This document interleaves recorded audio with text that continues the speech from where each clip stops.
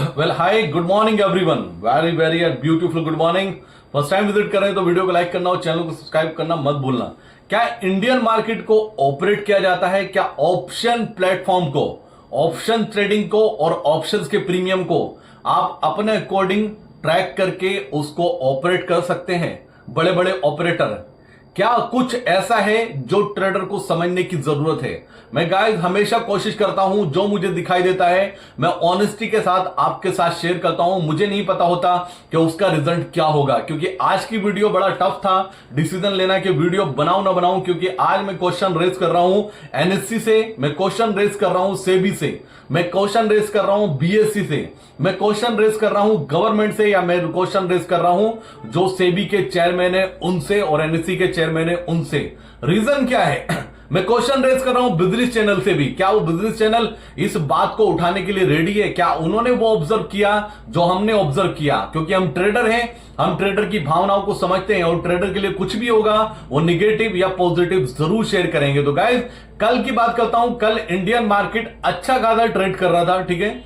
24,380 के आसपास हम ट्रेड कर रहे थे एक टाइम पर। जो टाइमिंग थी, टाइम अराउंड था 2:45, 2:45 था। उस टाइम पर हम 24,380 पर ट्रेड कर रहे थे निफ्टी पर। अगर मैं कैलकुलेशन करता हूं उस टाइम पर 24,350 का कॉल पुट ऑलमोस्ट दोनों जीरो हो चुका था। मतलब करंट एक्सपायरी का, यानी कि कल की एक्सपायरी का 24,350 का कॉल पुट 6 रुपीज चल रहा था उसका प्रीमियम, और ऑलमोस्ट पुट का प्रीमियम 2 से 2.5 रुपए रह गया था। कॉल का प्रीमियम अराउंड 10-15 रुपीज चल रहा था। होता क्या है, जैसे ही 3 बजने वाले होते हैं, 3 बजते हैं, मार्केट में एक बड़ा सेल ऑफ आता है।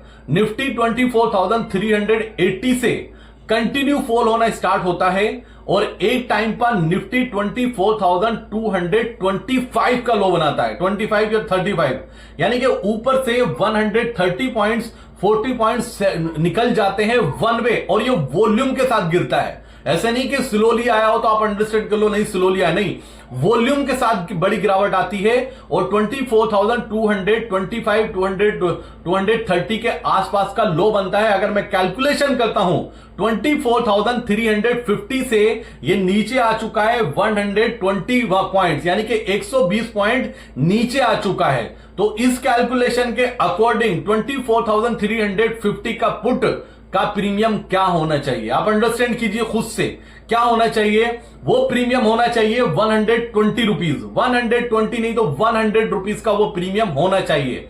लेकिन आप सरप्राइज होंगे गाइस, उसका प्रीमियम सिर्फ 15 या 20 रुपीज था। ये मैंने फर्स्ट टाइम ऑब्जर्व किया है इंडियन इक्विटी मार्केट में, यानी कि ऑप्शन मार्केट में। ये फर्स्ट टाइम मैंने ऑब्जर्व किया कि 24,350 का पुट, और जब निफ्टी चल रहा है 24,230, वहां पर उस पुट का प्रीमियम 120 रुपीज होना चाहिए, लेकिन पुट का प्रीमियम सिर्फ और सिर्फ गाइस अंडरस्टैंड कीजिए 15 रुपीज चल रहा है। यह सरप्राइज था। आप सोचिए, जिसने वो पोजीशन बनाई होगी और पूरे दिन वेट किया होगा, वेट करने के बाद मोमेंटम उसके फेवर में आया, फेवर में आने के बाद लेकिन उसका प्रीमियम इंक्रीज नहीं हुआ। तो ये क्वेश्चन रेस करता है बहुत बड़ा ऑप्शन मार्केट पर, यह क्वेश्चन रेस करता है सारी संस्थाओं पर, क्या आप अपने अकॉर्डिंग प्रीमियम को मैनेज कर सकते हैं? आप अपने अकॉर्डिंग प्रीमियम को यूपर नीचे कर सकते हैं? इस बात पर, जहां पर ट्रेडर के फेवर की बात आती है, वहां पर कोई क्वेश्चन रेस करने के लिए तैयार नहीं होता है। अभी कोई यूट्यूबर हो, कोई कुछ हो, वो डिस्क्लेमर ही देना बंद कर दे, या डिस्क्लेमर ना दे तो सेबी आ जाती है उसे क्वेश्चन रेस करने, क्या आप ऐसा कैसे कर सकते हैं? या बहुत जगह सेबी पहुंच जाती है, एनएससी पहुंच जाती है कि ये सब अलाउ नहीं है। क्या ये ब्रोकर को दिखाई नहीं दिया? अंडरस्टैंड कीजिए, हमने ऑब्जर्व किया, आप खुद सोचिए, अंडरस्टैंड कीजिए कितना बड़ा स्कैम इसको हम बोल सकते हैं। 24,225 आपको निफ्टी का स्पॉट प्राइस दिखाई दे रहा है, और आप 24,350 का जो पुट है उसका प्रीमियम इंक्रीज नहीं कर रहे, 15 रुपीज उसका प्रीमियम चल रहा है। ये बड़ा डिसअपॉइंटमेंट होगा जिसने ये पोजीशन बनाई होगी। ऑनेस्टली गाइस, उसका ट्रस्ट हिल गया होगा, उसका बिलीफ सिस्टम इस मार्केट से हिल गया होगा। वो ये सोच रहा होगा कि ये सब कुछ तो ऑपरेटेड है, कोई कहीं कोई रेज नहीं कर सकता, कोई इस टॉपिक पर डिस्कशन नहीं करेगा। लेकिन मैंने ऑब्जर्व किया तो मैंने आपके साथ डिस्कशन किया। एक एक अनएक्सपेक्टेड मूव था जो कल हुआ, जो नहीं होना चाहिए। जिसका जो है प्रीमियम है वो एक्चुअल में होना चाहिए। ऐसा ना लगे हर ट्रेडर को कि ये प्रीमियम अपने अकॉर्डिंग रोक सकते हैं, अपने अकॉर्डिंग इंक्रीज कर सकते हैं। जो एक्चुअल प्रीमियम है वो तो आपको मार्केट को देना पड़ेगा। मैंने ये ऑब्जर्व किया, क्या आपने ये ऑब्जर्व किया? कमेंट करके बताइए अगर आपने ऑब्जर्व किया।